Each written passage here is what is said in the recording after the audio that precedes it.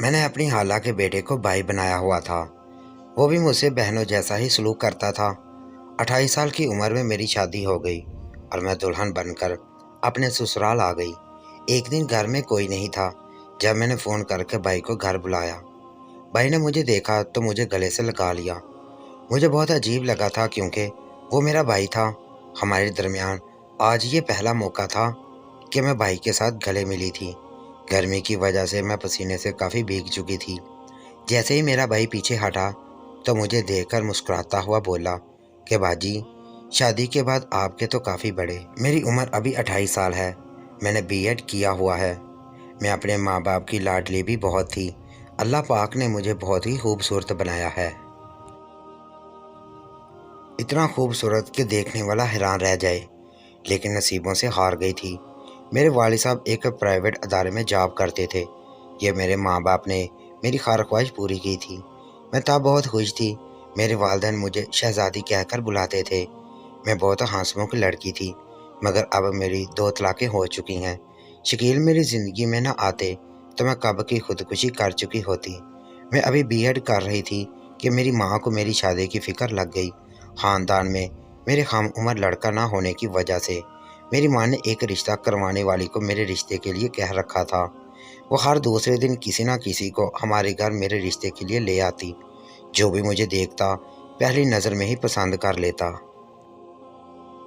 क्योंकि मैं बहुत खूबसूरत थी। मगर मुझे अभी शादी नहीं करनी थी। मैं अपने माँ बाप की अकेली बेटी थी और लाडली भी बहुत थी। कोई भी रिश्ता आता तो मैं खुद ही लड़के में कोई ना कोई नुक्स निकाल कर रिजेक्ट कर देती। मेरी माँ मुझे अक्सर समझाती कि बेटा, तुम्हारे अबू बीमार रहते हैं। मेरे अबू हार्ट पेशेंट थे। एक दफ़ा तो उन्हें हार्ट अटैक भी हो चुका था।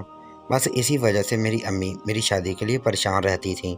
मगर मैं अभी बहुत ज़िद्दी थी। मैं अभी पढ़ना चाहती थी, कुछ बनना चाहती थी, मगर अल्लाह ताला को कुछ और ही मंजूर था और कब तक टाल मटोल करती रहती। मैंने जैसे ही बीएड मुकम्मल किया, फिर तो मेरी अम्मी को और भी मेरी फ़िक्र लग गई थी। वो चाहती थी कि जल्दी से जल्दी मेरी शादी हो जाए। और फिर एक दिन रिश्ते वाली मेरे लिए जमील का रिश्ता लेकर आई। उन दिनों मेरे अबू बीमार थे। लड़का बैंक मैनेजर था। मेरे साथ ने भी बीए किया हुआ था।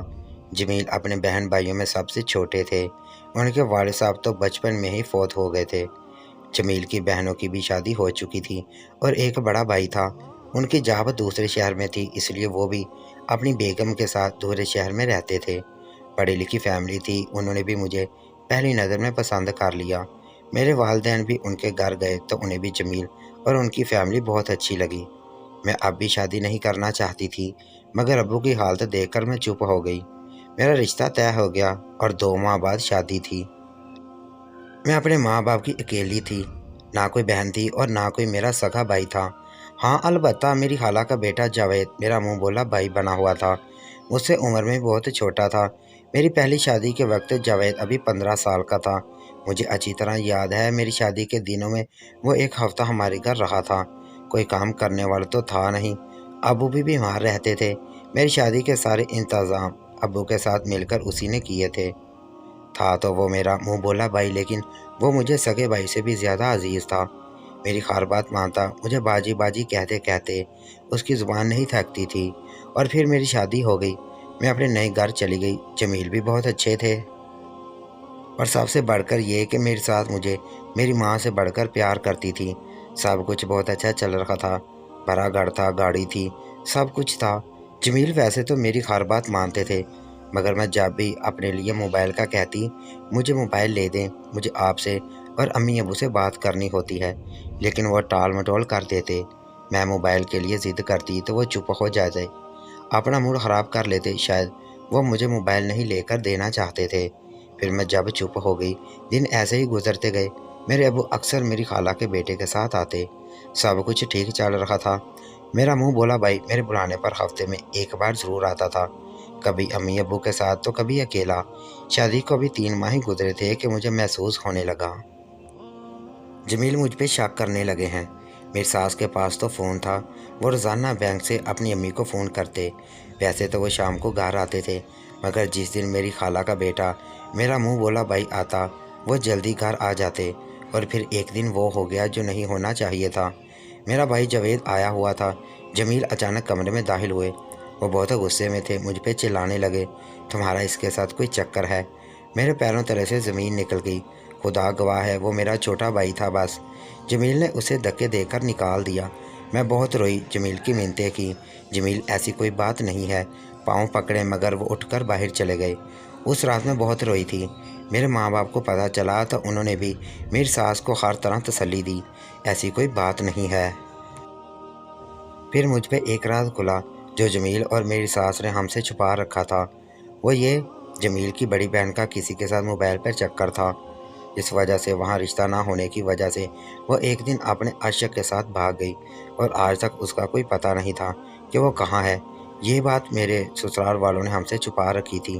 جمیل اب نفسیاتی سے ہونے لگے تھے، مجھے یہ بہت نظر رکھتے۔ اچانک سے گھر آ جانا، مجھے بازار لے جاتے تو بلا وجہ پیچھے مڑ مڑ کر دیکھتے کہ کوئی ہمارا پیچھا تو نہیں کر رہا۔ میں بہت روتی، پتہ نہیں میری خوشیوں کو کس کی نظر لگ گئی تھی۔ میری جنت سی دنیا دوزخ بن گئی تھی۔ میری ساس بھی مجھ پہ شک کرنے لگی تھی۔ میرا بھائی میرے گھر آنا چھوڑ گیا تھا۔ پھر بھی مجھے تانے دیے جاتے کہ وہ تمہارا منہ بولا بھائی نہیں بلکہ یار تھا۔ دل کرتا زمین پھٹ جائے اور میں سما جاؤں۔ پتہ نہیں مجھے کس بات کی سزا مل رہی تھی۔ دن ایسے ہی گزر رہے تھے۔ چھوٹی عید آنے والی تھی، پھر ایک دن اچانک میری خالہ کا بیٹا میرا چھوٹا بھائی مجھے عیدی دینے آیا تھا۔ کیونکہ میرا کوئی سگا بھائی تو تھا نہیں، اس لیے امی نے اسے بھیجا تھا۔ امی ابو دونوں بیمار ہیں اس لیے نہیں آئے تھے، اور اسے میری دوسرے شہر والی جیٹھانی آئی ہوئی تھی۔ نہ جانے اس نے کیا کھیل کھیلا کہ میرا بھائی تو چلا گیا مگر میرا شوہر میرا دشمن بن گیا۔ جب بہت ظلم سہ لیا تو میرے منہ پر طلاق کے کاغذات پھینک کر گھر سے نکال دیا۔ میں روتے ہوئے گھر آ گئی۔ میرے ماں باپ نے سنا تو وہ بھی بہت روئے۔ سب کچھ اللہ پہ چھوڑ دیا۔ میں چھپ چھپ کر بہت رویا کرتی تھی۔ ایک سال گزرا تو بابا نے کہا بیٹی اپنا گھر بسا لو۔ میں چپ رہی۔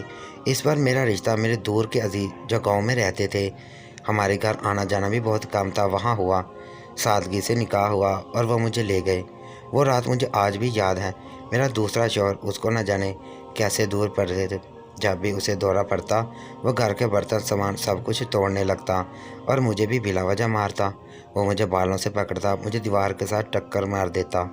میں چیخ چیخ کر روتی، سب دوڑے چلے آتے۔ میرے سر سے خون بہہ رہا ہوتا اور میرا شوہر زمین پر بڑا کانپ رہا ہوتا۔ میرے سر سامنے ہاتھ جوڑے، میری بیٹی معاف کر دو، ہم نے تم کو بتایا نہیں تھا کہ یہ کہہ سکتی ہیں۔ میں چپ ہو گئی۔ اس سے مجھے ڈر لگنے لگا تھا۔ اصل میں وہ لوگ مجھے اپنے بیٹے کی نوکرانی بنا کر لائے تھے، چلو ہمارے پاگل بیٹے کو سنبھالے گی۔ پھر 2 مہینے تک اس کا ٹارچر سہتی رہی۔ میں نے بہت سے ڈاکٹر سے بات کی تھی لیکن وہ لا علاج تھا۔ یہ نہیں کہ وہ جان بوجھ کر مارتا تھا مجھے، لیکن جب اسے دورہ پڑتا اسے کچھ سمجھ نہیں آتا تھا۔ پھر ایک دن گاؤں کے کتوں نے اسے بری طرح کاٹ لیا، وہ بہت زخمی ہو گیا۔ وہ ہسپتال میں داخل تھا۔ جب بھی ہوش آتا تو میرا نام لے کر پکارتا۔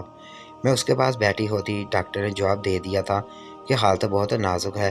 رات کے 2 بج رہے تھے۔ میں پاس بیٹھی تھی۔ اسے ہوش آیا تو میری طرف دیکھ کر ہاتھ جوڑ کر معافی مانگنے لگا۔ وہ مجھ سے کہنے لگا میں تمہاری زندگی برباد نہیں کر سکتا، میں نے تم پہ بہت ظلم کیے ہیں، مجھے معاف کر دینا، اور میں یہ سب جان کے نہیں کرتا تھا۔ میری دماغی حالت ہی کچھ ایسی ہو جاتی تھی۔ مجھے پتہ ہے میں اب نہیں بچنے والا۔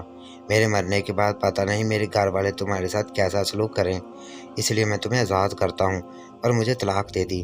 میں چیخ چیخ کر رونے لگی۔ یہ میرے ساتھ کیا ہو رہا تھا؟ مجھے دوسری دفعہ بھی طلاق ہو گئی۔ میں پھر امی ابو کے گھر آ گئی۔ 1 ہفتہ بعد میرا دوسرا شوہر بھی فوت ہو گیا۔ میں دھاڑے مار مار کر روئی۔ میں خود کو بد نصیب سمجھنے لگی۔ اب لوگ مجھے بہت بری نگاہ سے دیکھتے۔ پھر ایک اور قیامت آ پڑی۔ میرے ابو کو ہارٹ اٹیک ہوا اور وہ بھی ہمیں اکیلا چھوڑ گئے۔